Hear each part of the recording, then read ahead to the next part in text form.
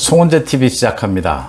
민주당의 우상호 비상대책위원장이 오늘 한덕수 총리를 만난 자리에서 야당에 대한 수사 좀 중단해달라, 자제해달라, 한동훈 법무부 장관에게 총리가 잘 좀 얘기해달라라고 얘기를 해서 화제가 되고 있습니다. 우상호가 한덕수 총리에게 싹싹 빈 것이냐 아니면 협박한 것이냐.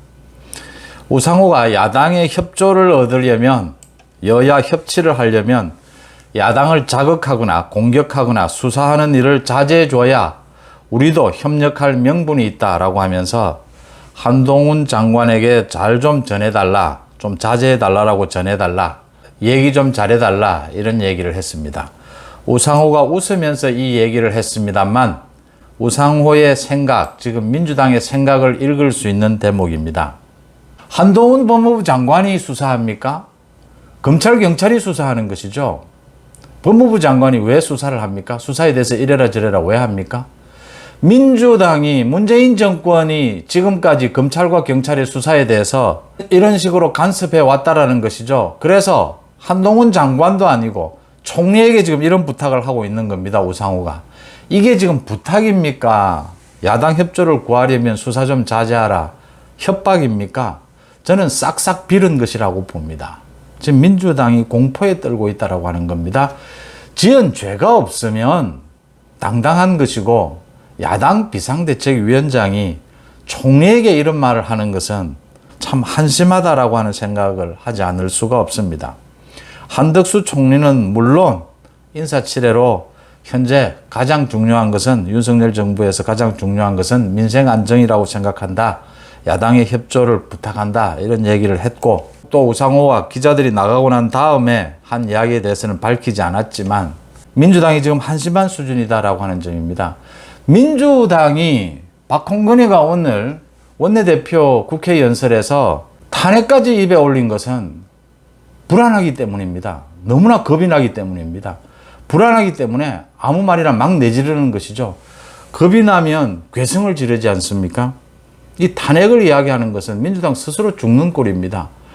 박홍근은 국회에서 탄핵을 이야기할 때 우상호는 한덕수 총리를 만나서 검찰, 경찰 수사 좀 막아달라, 한동훈 법무부 장관에게 좀 잘 좀 얘기해달라, 수사 이렇게 하면 어떻게 야당이 협조할 수 있느냐, 이렇게 지금 싹싹 빌고 있습니다. 문재인과 이재명에 대한 검찰, 경찰 수사는 문재인과 이재명이 지은 죄에 따라서 수사가 이루어질 것이고 법적 심판을 받을 부분입니다. 정치가 왜 거기에 관여를 합니까?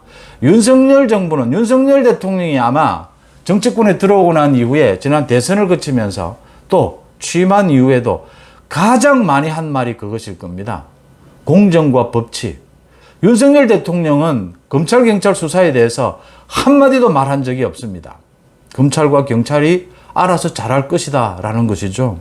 이 지금 우상호가 이런 말을 하는 것을 보면 얼마나 겁에 질려 있는가도 느낄 수 있지만, 민주당이 지금 윤석열 정부에 대해서 또 국민의힘에 대해서 물밑으로 엄청나게 많은 작업을 하고 있다. 뭐 검찰, 경찰 수사 좀 막아달라, 검찰, 경찰 수사 좀 자제해주면 우리 뭘 협조해주겠다, 국회 원 구성하는데 위원장 자리 우리가 양보할게, 수도 없이 그런 제안을 했을 것이라는 걸 읽을 수 있는 대목입니다. 이 우상호의 태도에서.